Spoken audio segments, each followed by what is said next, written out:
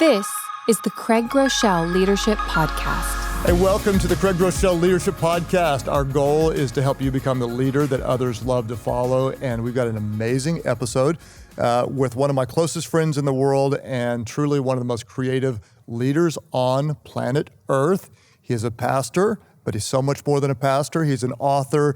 He is a creative leader, a genius, creating content, probably the most listened to pastor alive on the planet. And your church is creating the songs that churches are singing around the world. I'm thrilled to have on my good friend, Pastor Steven Furtick. Thank you. That's a very, very kind introduction. It's a little on the generous side, but I'll take it. Well, it felt good. On the friendship side, you mean the world to me. And when we're finished doing this podcast, we're going to the gym. As you can tell, Pastor Steven's been spending some time in the gym. Do you feel like that's element of effective leadership is being physically imposing? Because I think many of us are scared of you, intimidated by your biceps. Does that help you day to day? At my age, I'm going to use anything that I've got, and so I'm going to work hard to keep in good shape as long as I can. You should do a whole podcast about. Have you done a leadership podcast about fitness? Not about fitness. Hey, if you want to hear the Craig Groeschel bonus leadership podcast, it'll be free. And it'll be all free. It'll be a fitness edition. Who do we email about that? All right, before you hijack this podcast, let's talk about creativity. I want to talk about creative leadership, and we have a lot of people that aren't necessarily Christians, and we're super glad they're a part of the community. So this isn't going to be like real directed at spiritual Christianity or anything, but I do want to say you are a pastor of a church, and one of the things a lot of people don't know, they do know perhaps that your church puts out some of the best and most used worship music on planet Earth today. What some people don't know that I do know is that you are the creative genius behind so much of it. Well, and again, you're not going to own saying it, that like yes, a friend. You've got an amazing team. I write songs with the team. Yes, you write very a lot of the involved songs, and so I want to get inside your mind, and I want you to help me to help our listeners become more creative. So let me just dive in and ask you some questions. This is going to be really helpful. Let's start here. Some people have misperceptions about how creative people work or think. So like they think, you walk into a room, you come out and you've got 3 songs written or whatever. What do you think are some of the common misperceptions that people may project onto you as a creative leader? I think it has to do with the direction that inspiration comes from, especially in a spiritual context. It's like it's falling from the sky, a song idea, or if we're writing a talk, or if we're trying to get an idea to inspire people, that it's going to fall down.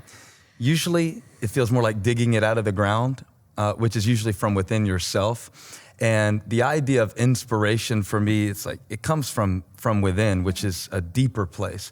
So I think the idea of waiting for creative ideas to come down fully fleshed out is what keeps a lot of people from discovering something that's in the dirt.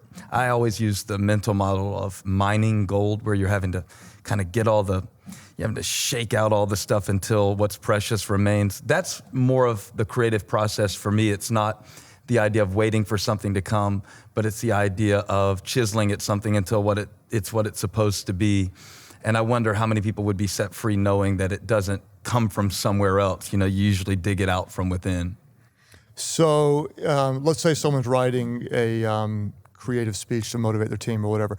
Are you saying that there may be hours and hours and hours and hours of hitting a wall before you find that gold? I mean, help me see what that creative process looks like for you. Well, let's say that you are trying to lead your team, and the challenge we face as leaders is finding fresh language for a familiar concept. Mm-hmm. And we really want to say the same thing to our team over and over and over again in a fresh way. And it's usually just either changing the angle or personalizing it or finding an updated way to come at that. So I might spend a lot of time finding the thread, and then once I find the thread, within 5 minutes I've got it, but it may feel like days or weeks of thinking about it without finding it. So it feels highly unproductive for a little while. It's almost like cracking a safe when you're trying to think creatively. It might take you a long time to get in, but once you get in, there's a lot in there. And so for me, once I find,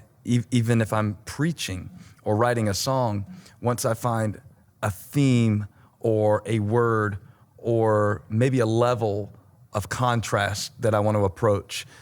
Then it's like everything unlocks from there. But to get to that point sometimes requires a whole lot of nothing. I'm not afraid anymore of chasing down a bunch of bad ideas to get to a good one. I hold loosely to them, and I just use something as a starting place. And then when I find something better, I'm not afraid to let go of what I had before. And I think a lot of us hold too tightly to our first idea, so we miss something that was better within the first idea. So do you think to be great at being creative, you have to be great at being selective? Selective is one word, yes. I think honest. I think a lot of times the first layer when we're approaching a topic, if I want to write about motivation or if I want to write about teamwork, there's what I think I'm supposed to say, and then there's probably something truer beneath the surface, which is a tension. So the first thing I'm looking for when I'm trying to create anything is tension. And there's an old saying, if you want to get their attention, you need attention. And I think a lot of people try to start with a flat, one-dimensional idea rather than looking for attention that's interesting. So my first question anytime I'm creating is, what's a tension that I want to enter into that I don't quite know the answer to yet? And then that gives me something that I'm a little bit afraid of, intimidated by, and usually I come to something much more interesting by entering into a tension than by just coming at a subject from one side and then imposing all of my ideas on it. That's one thing that keeps me really fresh. Mm-hmm. I think you do an amazing job of that you talked about the honest part. I really think that's key and something I haven't really put language around, but you will say things that others are even afraid to say. And I think that's what kind of creates the hook. And I want to kind of just chase that rabbit for a minute. There's all content's not created equal. We can create content or ideas, and some may be just communicating. Others is creating content that really connects with people emotionally. And they'll say, that feeds me, that moves me, that motivates me. Talk to me about what goes on in your mind to create content that really connects deeply with people. I really don't start with what will connect with people. I start with what interests me. So recently I was talking to my team about dreaming. And the idea that I wanted to get across is that we don't follow dreams. As we pursue purpose, dreams follow us. Because I'm kind of disillusioned, I would say, with this idea of dream whatever you want to dream and follow your dreams. And I think it sets a lot of people up for failure. And I have a staff that has a lot of people who are just in their first job, and I don't want them to live this stage of their life thinking there's something better out there. So I came upon the idea of the gift of disillusionment, which even within that phrase is a lot of tension. What do you mean, gift of disillusionment? Bad. Yeah, it's the opposite of what we think we want, but it's what we really need to become disillusioned with what we think leadership is, for instance, right, or what we think parenthood is, in order to really embrace what it is and to see what it can be. And so what I mean by entering into the tension or being honest or connecting with people is, if that doesn't connect first with me, if that doesn't first feel true within me, then I can definitely force my point across and probably get it said. But I've found usually that if there's not an element of vulnerability to whatever I'm creating, where even as I'm sharing it, I'm risking that you could reject it, and that you could also think that I'm crazy, or if there's not a sense in which I'm wondering, is it just me?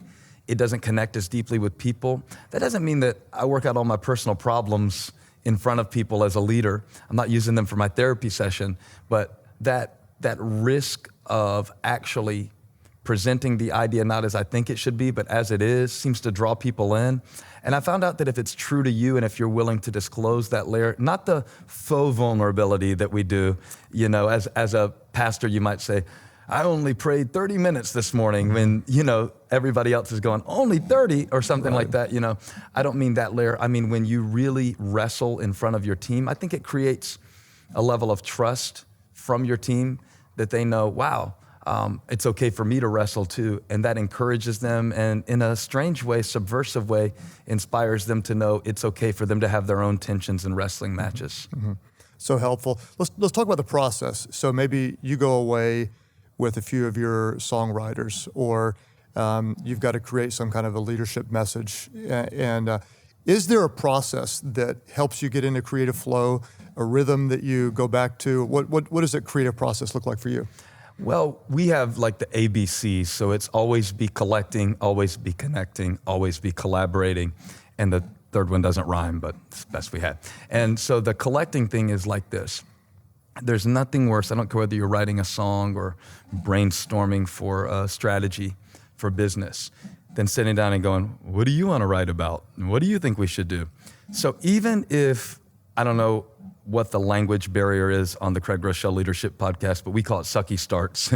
It's like, this is terrible, but it's a start. And so we'll often use this language, not this, but something like.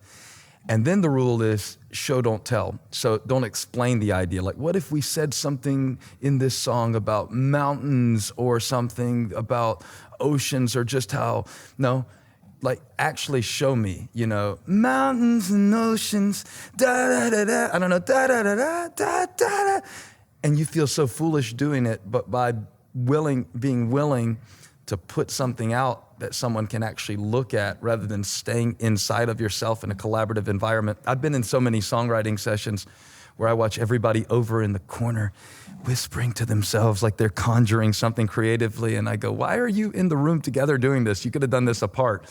So for me, it's about the trust and the confidence to put something out there, even if you know it's bad, but it's a starting place. So I would say collecting gives you the ability to say, I've got this thing I've been working on, it's not very good, but maybe you have something that you've been working on that's not very good, and maybe you're not very good and my not very good will be not very good in just the perfect way together. And that's where collaboration gets me outside of having an idea that stays on my phone for 18 months. And I'm a lot quicker to hit send with a few people that I trust and say, can you take this further? Or at least let me have another human being hear that this exists, because maybe they'll see something in it that I don't see. Or maybe they'll tell me it's terrible and shut it down and I won't waste any more time on it. So those are kind of our operating philosophies. So let's say you hit a wall and you can't get any movement. Do you keep pressing? Do you step back? Do you walk away? What do you do? It's a matter of both, because I think you have to hold the idea very loosely. Sometimes you're in the middle of trying to make one idea work, and that idea was only meant to be a stepping stone to another better idea, like I mentioned earlier. So pushing through to force the idea through, whether it's a good idea or not, to me is not endurance. To me, that's its own form of creative sabotage, to be so committed to your original idea. So when you say just push through, I think the idea is there are times where we say, today isn't our day, let's come at it fresh tomorrow. It's the idea of not giving up on creating something great, which for me, if I didn't have the deadline of having to give a talk to a group of people every week, I would probably spend months and months and months trying to perfect something rather than just doing it in its imperfection and finding the strength of that. So I really think it's both. I don't think you should say, do you stop? Do you push through? I think there's an element of letting go and holding to your ideas loosely while insisting on pushing yourself creatively and staying in those awkward moments. How many times have you and I been just on the verge of walking away from an idea when you never know? It's like that movie with Tom Hanks, Castaway, and he thinks he's gonna die on the island, and then I don't know if it was a piece of a porta potty comes floating in and he's able to make a boat, but he kind of says, you never know what the tide's gonna bring in. Right. Just when I was about to give up. And I think creativity is a lot like that. Like just when you're lost in the idea and you can't figure out how to put this thing together, here comes this thing you didn't see, or this story you didn't remember, or this line or this image. And those things usually show up when you've gotten past the point of thinking, there's some sort of weird surrender that happens regardless of your spiritual belief. Anyone who's ever created can attest that there's something that happens when you stop trying to control the process and you've kind of given it over, and you are no longer trying to tell the idea what to be, but you're listening rather than imposing your idea onto whatever you're trying to do. There's something almost magical that happens at that point. So I think often we have to get past that point of exhaustion and exasperation to find something truly beautiful. Mm-hmm. So you talked about the Suckish Start, which as a creative leader, sometimes you have a sucky finish, right? Or even in your mind, maybe everyone else said, hey, that was good, but it didn't live up to your standards. Talk to me about the emotional end of that. How do you work through it? Well, the best part about it is, since there's no scoreboard on a lot of creative things, I mean, sure, there's downloads or sales or whatever like that, but nobody knows what you meant to do. So, they don't really compare you to the same standard you compare yourself to. Many times I'll speak and get off stage and go, the way I heard it in my head was so much better. Well, They all know that. They didn't hear it in your head. They only heard it coming out of your mouth. So you're good. You have a little grace there. But the second thing is, usually I know that every creative failure will be the seed of something special in the future if I will replant it. So I try to take, whether it's something that I communicate verbally or a song that I write, and it's been surprising how many times an element from the last one that I did will show up in the next one, and ideas build on themselves. So I kind of believe in creative reincarnation. I believe it'll show up somewhere in the future, even if I invest 5 hours in this idea and I don't end up giving the talk, or I spend months working on this song and it's never what it would have been. Something in it will be something else, and I'll see this idea again. And what that sets me free from is from the need to see that immediate outcome or payoff. I can just invest. Wasn't a waste, right? It wasn't a waste. Yeah. And sometimes you have to go in a lot of different directions to end up finding. But it gets dark. I'm really hard on myself. You and I talk so many times about how we thought it was going to go and how it went. And I think how you manage that expectation gap has a lot to do with creative sustainability, especially if you need instant validation, because a lot of times you're not going to get it. I mean, I've stood up in front of my team that I lead, and I pay these people and given them 2 hours of content. They're supposed to like what you do, right? Yeah, they're at least supposed to tell me it was good just for job security, but maybe I won't hear anything. Yeah. So I think you have to have a security within yourself to have your validation meters on the inside and not the outside if you're going to make it. Yeah, I'd love to dive more into that. So, there may be someone listening that says, well, I'm not really a creative leader, but I've managed people that are. And creative people, we have to lead them in a different way because their work is often tied to their identity. It's their art, right, not just the end project. What advice do you have for someone who is leading someone that's really creative, maybe facing challenges and wants to help get the most out of them? Well, if it's the idea that they are more internally evaluating, let's take something that they're creating for a video or a song or maybe something that's presentation oriented, and they have a more subjective standard and you have the more objective standard. You're the leader and you're going, you created this piece. I'm glad you thought it was groundbreaking. Nobody watched it, or it didn't cause people to take the action we wanted them to take. Then you as the leader are trying to get them to see, hey, the elements of what you created were valuable. And I loved how you did this. I think we used it in the wrong context. Anytime I evaluate someone's creativity, I try to break it down into the elements, and I try to not just categorize it as a win or a failure, success or failure, because art's more subjective than that. Right. So when we're trying to impose an objective measure on subjective work, we have to break it way down and go, this was great, that was great. I noticed how you did that, because really as creative people, we want you to notice the love we put in it. How did you even think of that? What gave you the idea to that, and that? And so I found that when you acknowledge the love that was put into it, a lot of times it makes it easier for them to hear the corrections that need to be made in terms of the format or in terms of maybe did it accomplish the goal. But to really be a fan of what they're doing goes a long way. I mean, if you're a fan of what I'm creating and you noticed and you paid attention and you saw that my heart was in it, I'm a lot more open to hear any tweaks or criticism or evaluation. So if you preached a message and I'm your friend and you walk off the stage and I come up to you and say, how'd you feel about that? Worst question ever. Yeah, I mean, don't you think that's the worst? There's no worse question. It crushes me. Because they'll say, how did you feel about that? And you go, I felt good. And should I not? Now I think that would be the equivalent of your wife gets dressed up. You know, you're going on a date. She spends an hour getting ready. She comes out with a new outfit. How and do you say, think you look? Exactly. Yeah. How do you think you look? Right. I don't know. How do you think you look going out to eat by yourself tonight? Because that's what's going to happen right about now. So I think it's really important to respect, hey, there is an ego involved, whether it's good or bad. And until we manage that part of it and acknowledge, hey, I saw what you put into it and I noticed and I paid attention, rather than just wholesale scoring of it was a win or a loss, breaking it down into manageable elements. And, if we did this before that, I think the more specific you can be in evaluating creativity, the more helpful it is. Let me run down one more big idea. I hope your answer to this is yes. If it's not, it's going to be awkward. But do you think that leadership can be very creative?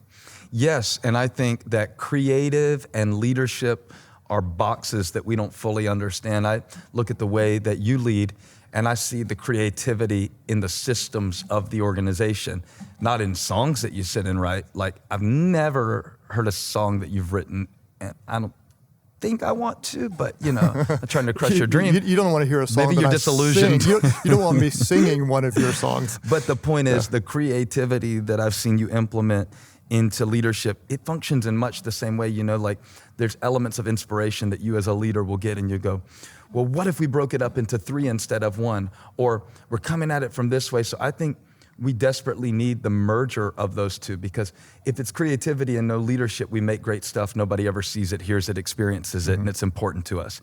If it's leadership with no creativity, we have great distribution systems with nothing to get out to people of any value. So I really think we need those two to come together more and more. Yeah. Well, I want to say just to you, thank you, first of all, for your friendship. That means the world. And then your creative leadership, it really inspires me, and it makes a big difference. If you've never heard of Pastor Steven Furtick before, you don't have to be a Christian to admire and learn from his creative leadership. I would recommend you check out all over social media. There's millions of people that follow. Look at his YouTube channel.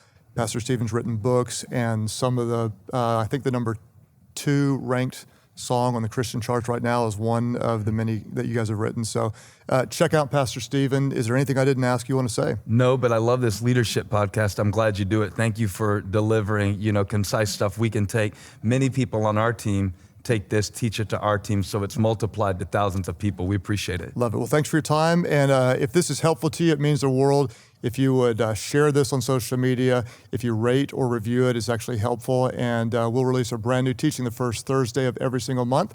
So we'll see you very soon. And look out for the Craig Groeschel Fitness Leadership Podcast coming soon. It's coming soon. Now let's see if you know the closing line. You don't have to be perfect. You don't have to get it right.